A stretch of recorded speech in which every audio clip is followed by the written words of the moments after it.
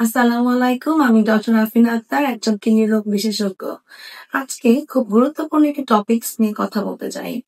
আমাদের কিডনির যে দীর্ঘমেয়াদী রোগ হয়, যাকে আমরা মেডিকেল টার্মে বলি ক্রনিক কিডনি ডিজিজ বা সিকেডি সংক্ষেপে, সেই রোগের কারণগুলো নিয়ে কথা বলতে চাই।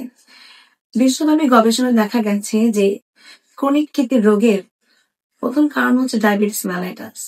ডায়াবেটিসকে আমরা সাধারণত নীরব ঘাতক বলে থাকি, সাইলেন্ট কিলার।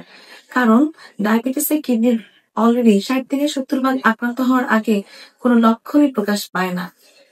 দ্বিতীয়ত, উচ্চ রক্তচাপ বা হাইপার টেনশন।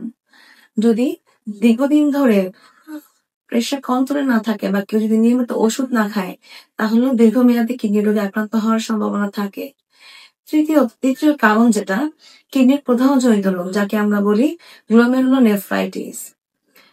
চতুর্থ কারণ, ঘন ঘন প্রস্রাবে ইনফেকশন হওয়া বা প্রস্রাবে ইনফেকশন হওয়ার পর প্রপার ওয়েতে চিকিৎসা না করা, অ্যান্টিবায়োটিকের কোর্স কমপ্লিট না করা। এবং সবচেয়ে ইম্পর্টেন্ট আমি মনে করি সচেতনতার দিক থেকে, যে দীর্ঘমেয়াদী ব্যথার ওষুধ খাওয়া। আমরা অনেকেই করে থাকি, শরীরের কোথাও যদি ব্যথা থাকে নিজেরাই ফার্মেসি থেকে নিয়ে ব্যথার ওষুধ খেয়ে ফেলি। মনে রাখবেন, দীর্ঘমেয়াদী ব্যথার ওষুধ NSAID জাতীয় যে ব্যথার ওষুধগুলো আছে, ডাইক্লোফেনাক, অ্যাসপিরিন, ইবুপ্রোফেন, এগুলা আপনার কিডনিকে বিকল করে দিতে পারে। তাই সুরক্ষিত থাকুন, সচেতন থাকুন।